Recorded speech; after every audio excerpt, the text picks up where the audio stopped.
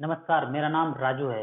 पिछले 14-15 साल में मैंने एसआईपी में इन्वेस्ट करके लगभग 1.5 करोड़ रुपया अर्जित किया है। पर ये इतना आसान नहीं है। आसान इसलिए नहीं है कि जैसे ही आप पैसा कमाना शुरू करते हैं, घर के फैमिली मेंबर्स, रिलेटिव्स आपको ज़मीन, प्लॉट, फ्लैट खरीदने के लिए बाध्य करते हैं। हालाँकि मैंने आज तक कोई प्लॉट, फ्लैट नहीं खरीदा है, पर इस सिचुएशन को हमेशा मेंटेन करना सबके बस की बात नहीं है। राजू ने इसको मेंटेन कर लिया, इसको सह लिया, की बात नहीं है। राजू ने इसको मेंटेन कर लिया, इसको सह लिया, पर सब लोग नहीं सह सकते हैं, इसीलिए वो फाइनेंशियल फ्रीडम को नहीं पा सकते हैं। मेरे साथ हर 30 दिन में 15 दिन ऐसा होता है कि फैमिली मेंबर्स के साथ अनबन हो जाता है, क्योंकि हमारे पास फ्लैट नहीं है, मैं रेंट के घर में रहता हूँ।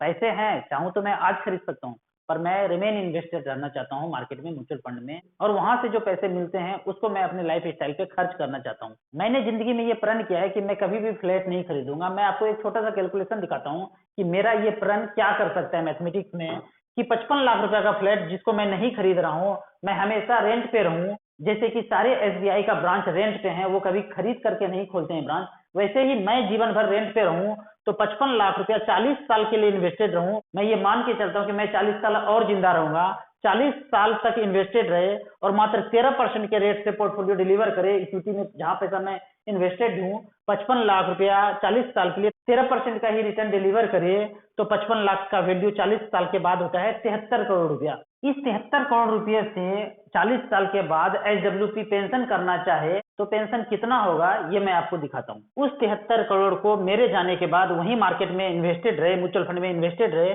और वहां से 42 लाख रुपया पर मंथ हमारे नेक्स्ट जनरेशन ऑप्ट कर लें पर मंथ आने वाले 40 साल के लिए, और मात्र 10% का पोर्टफोलियो डिलीवर करे बाद में, तो टोटल पैसा विड्रॉ करेंगे 2 अरब रुपया, और बाद में बैलेंस वर्थ बचेगा 12 अरब रुपया। मतलब इस कैलकुलेशन से सिंपल मैं ये समझाना चाहता हूँ कि मैं रोटी, कपड़ा और मकान के लिए मेरे नेक्स्ट जनरेशन को सोचना नहीं पड़े।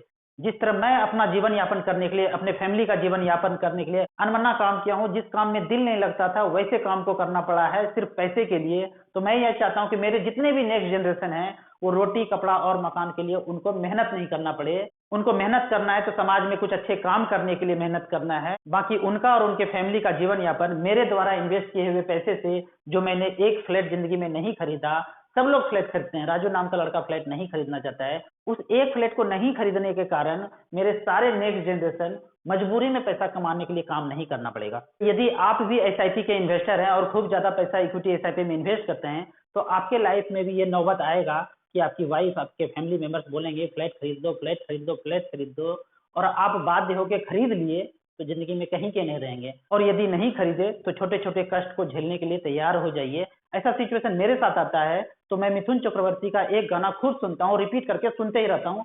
वो गाना इस तरह से है।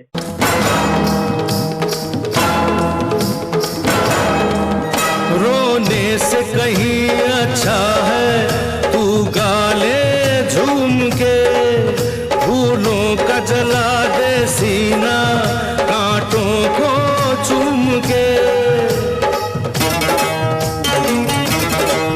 रोने से कहीं अच्छा है तू गाले झूम के, फूलों का जला दे सीना कांटों को चूम के।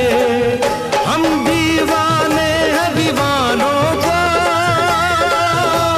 दिन क्या है रात क्या, शीशे की उम्र प्याल की आखिर बिसात क्या।